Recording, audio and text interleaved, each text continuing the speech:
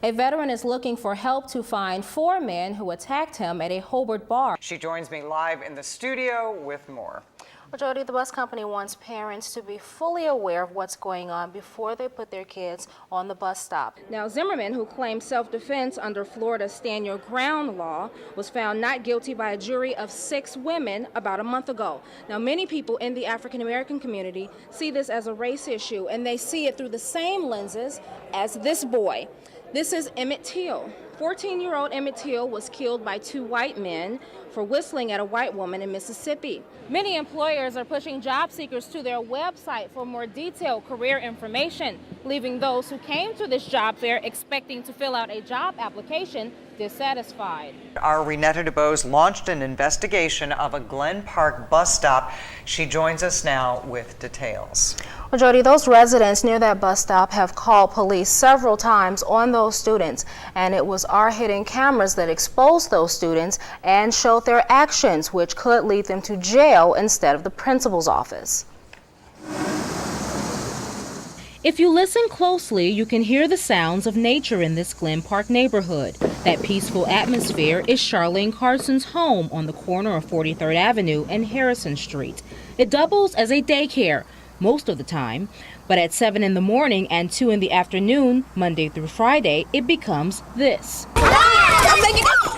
A bus stop, one that Carson says is filled with unruly children. They comes down, they fight, they throw rocks at each other, they throw rocks at cars. Carson says about 20 kids become trouble every morning, so I set up hidden Lakeshore News cameras near the bus stop to experience what she sees. The first few students arrived at the bus stop at 7 a.m. sharp.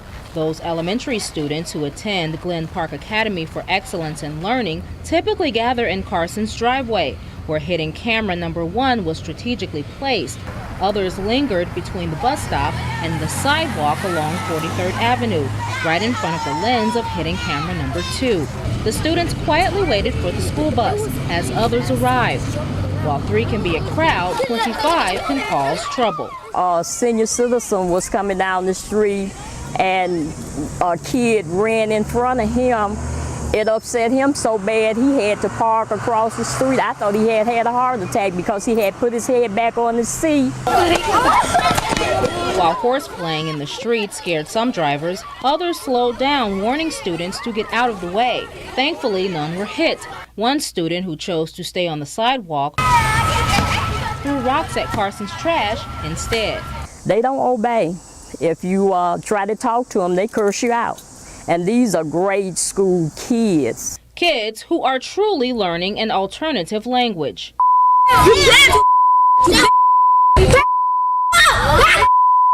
Fed up with the profanity, which spreads to her toddlers in daycare, Carson reported some students' behaviors to their parents. A couple of mornings later when I came out, my car was scratched up.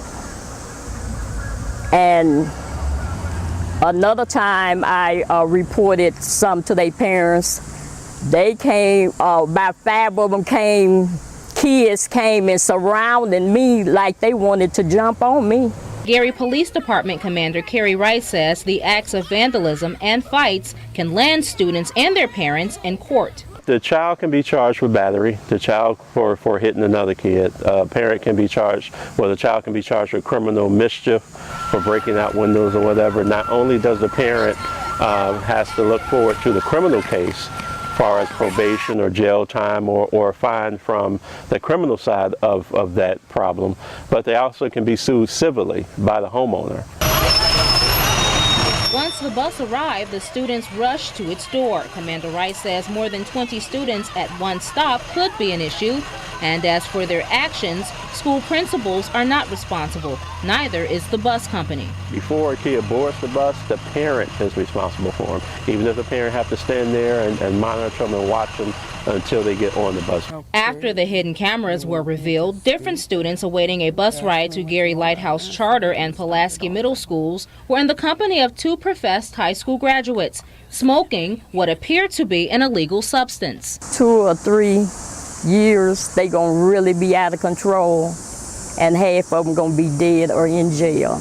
Carson, a member of the 600 block of West 43rd Place That's Us Block Club, wants parents to do more. I know a lot of parents work. I can understand that, but then we got some parents, I think, just at home. And the ones that's not working, they really need to come out and see what their kids is doing on the bus stop. We live here in the community, and we want a better community for ourselves as well as for our children.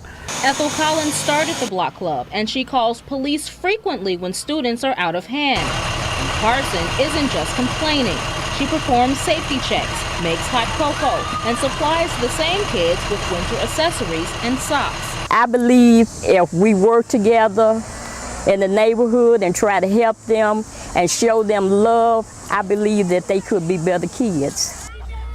So Jody, truly shocking information that we learned with our hidden cameras, but I am told that we will be joined tomorrow by the Director of Transportation for Gary Community School Corporation, and he'll enlighten us a little bit about more bus stop safety and a couple of other things that probably came up in the story that he wants to address. We also talk with the superintendent's spokesperson, and this will be their response tomorrow. Did they say that they were going to contact the parents of any of these kids? Because clearly you can see they can identify their children. They know the area.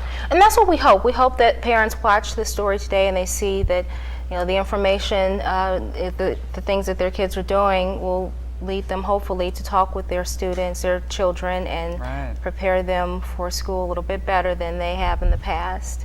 Well, and the other thing is going to the bus stop. I mean, now these seem like older. They're not toddlers, but a lot of parents still walk their kids to the bus stop. So, you know, that's one option. Jody, I saw maybe one parent or older sibling walk their kid to the bus stop, and you could see that they were distinct from the other group.